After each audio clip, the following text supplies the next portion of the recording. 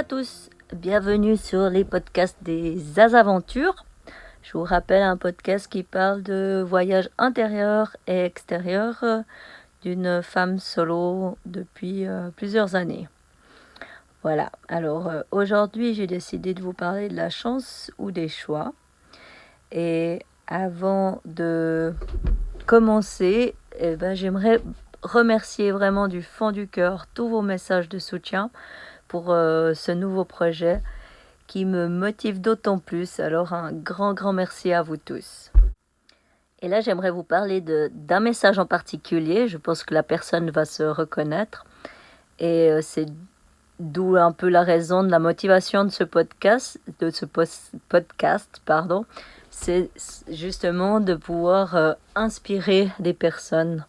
Donc ce message, cette personne m'a écrit quelque chose de très prenant et très beau, et simplement en ayant pensé à mon voyage, ça l'a inspiré de prendre en avant son inspiration de vie, son alignement, ses rêves pour avancer plus loin.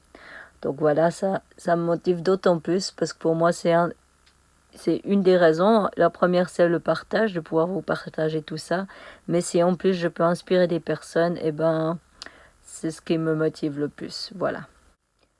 Et durant ce voyage de plus de 11 ans, j'ai justement rencontré quelques personnes qui m'ont remercié parce que je les ai inspirés sur un passage dans leur vie.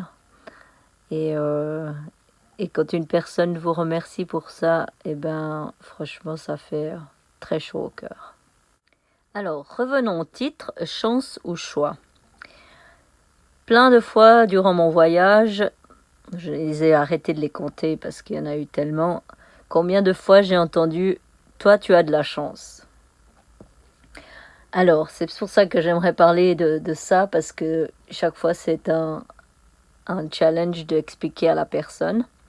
Et là, j'aimerais justement vous partager.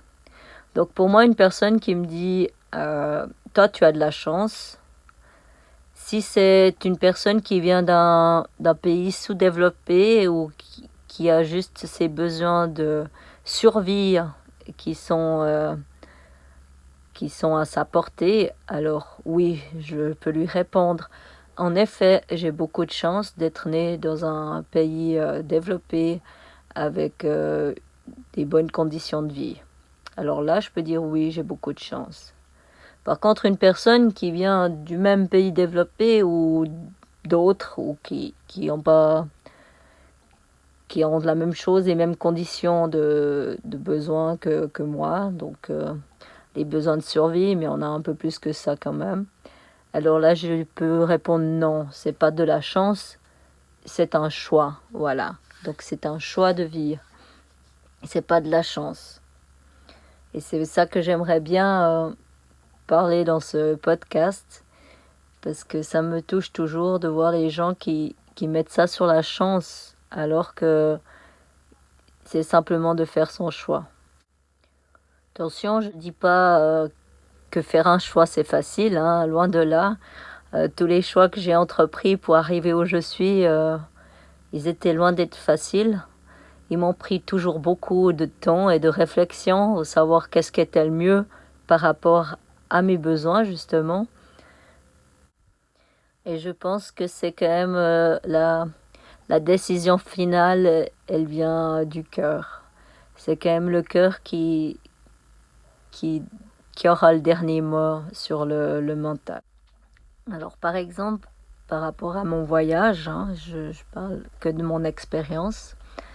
De mes 2 ans à vélo, seule, je n'ai jamais croisé d'autres femmes seules sur un vélo. J'ai croisé des hommes solos, j'ai croisé des couples, et jamais d'autres femmes.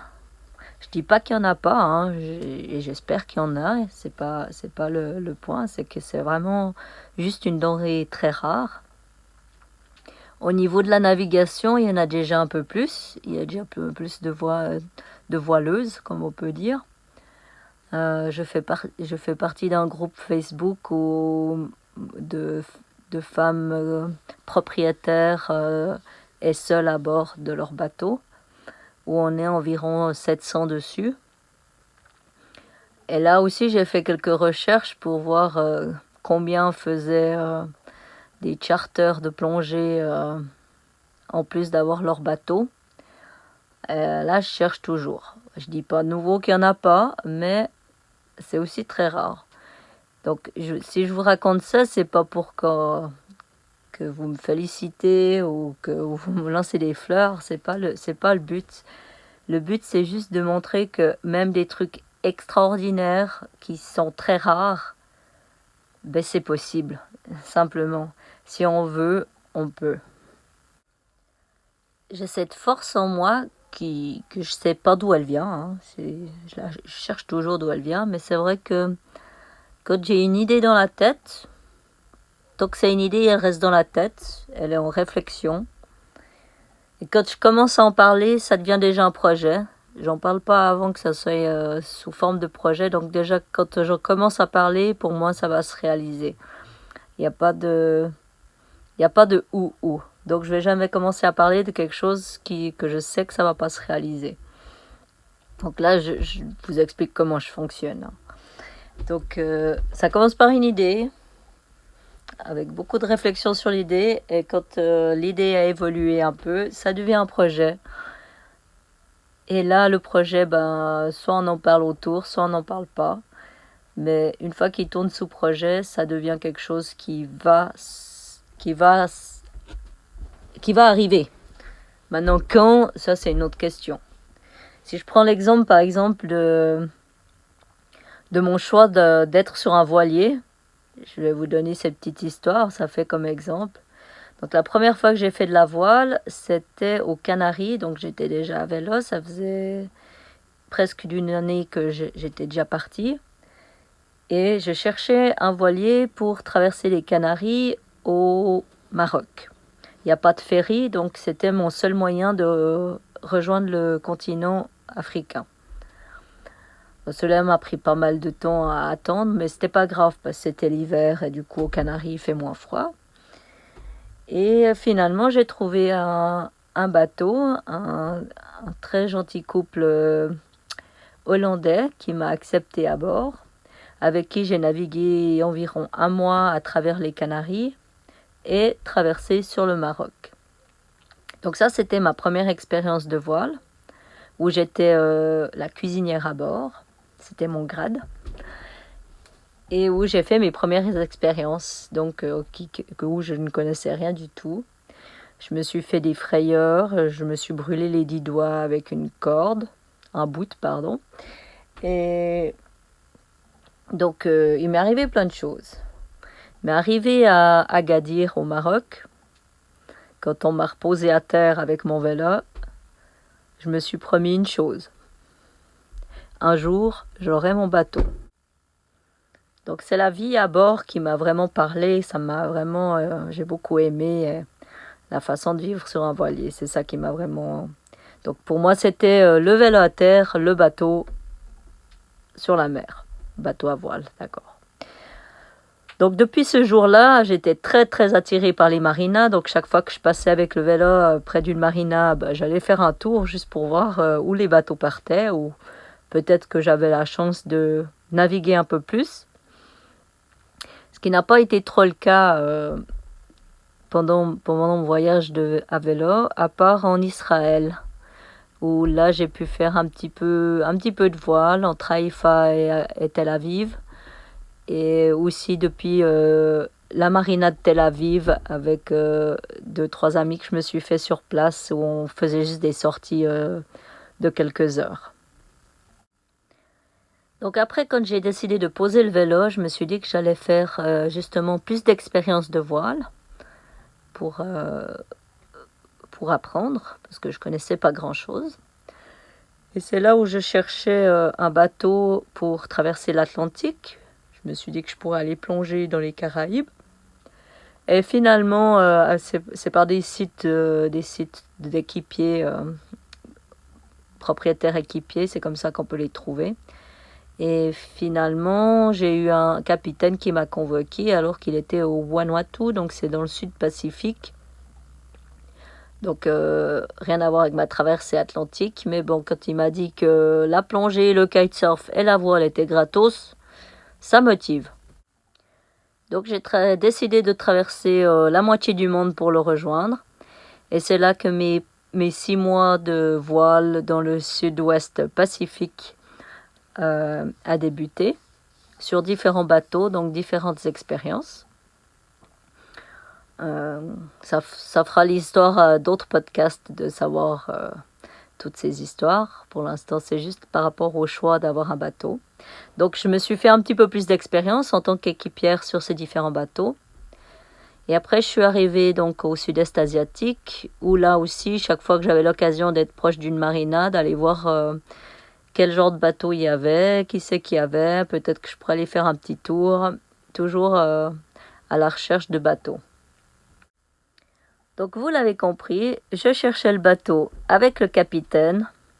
Et toutes les expériences que j'ai vécues n'ont pas été concluantes. Donc au bout d'un moment, je me suis dit, peut-être que c'est mieux d'avoir ton propre bateau.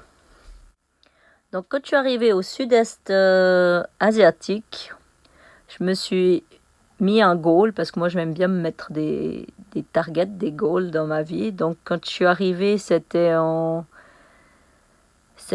2013, début 2013, mars 2013.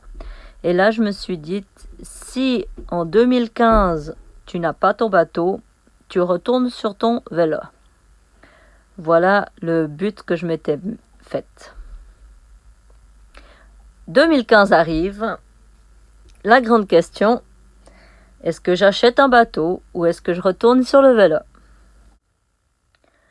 Donc là, j'ai été faire 10 jours de retraite dans un monastère pour avoir ma réponse qui m'a dit « Va voir à Langkawi, c'est le plus gros marché de bateaux du sud-ouest asiatique et tu vas regarder ce qu'il y a sur le marché. » Et donc, je suis arrivée à Langkawi où il y a en effet beaucoup de bateaux sur le marché. Il y a pour tous les goûts.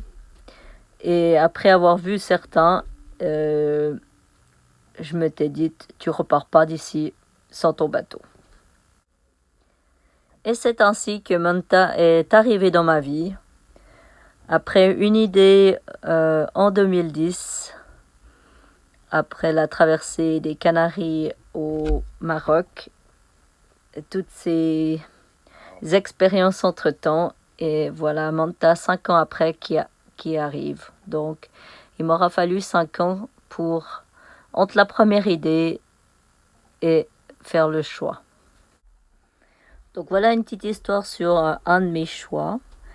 Et ce que je voulais encore dire par rapport à ça, c'est pas parce qu'on a fait un choix une fois dans notre vie que on doit le maintenir toute sa vie. C'est pas parce qu'on l'a choisi à 20, 30 ans qu'on doit le garder. Si on n'est plus en alignement avec notre choix, il est important de s'écouter et regarder où on veut aller, regarder et écouter nos besoins. En exemple, quand je suis partie il y a 11 ans et demi, je partais à vélo et je disais minimum 15 ans. Pour moi, je partais minimum 15 ans à vélo. Et aujourd'hui, où je suis, sur un voilier. Donc voilà, il y a rien à... Tout peut changer et puis c'est pas parce qu'on a fait un choix un jour qu'on doit s'y tenir toujours. Et il y a une très belle phrase dans L'Alchimiste de Paulo Coelho, pour les personnes qui aimeraient le lire, je le recommande. Mais je vais vous lire la phrase. Accomplir sa légende personnelle est la seule et unique obligation des hommes. Tout n'est qu'une seule chose. Et quand tu veux quelque chose, tout l'univers conspire à te permettre de réaliser ton désir. Les gens apprennent très tôt leur raison de vivre. C'est peut-être pour cette raison même qu'ils renoncent aussi très tôt. Mais ainsi va le monde. Il est normal d'avoir peur d'échanger contre un rêve tout ce qu'on a déjà réussi à obtenir. Voilà, alors j'ai dépassé mon temps de parole, je vais pouvoir vous laisser. Et j'aurais juste encore précisé qu'il y avait un problème technique au niveau des commentaires qui n'étaient pas actifs, donc à partir d'aujourd'hui, Les commentaires sont actifs, donc n'hésitez pas à mettre des commentaires ou des vœux sur un choix de podcast. Ça me fera plaisir et je vous embrasse, à bientôt.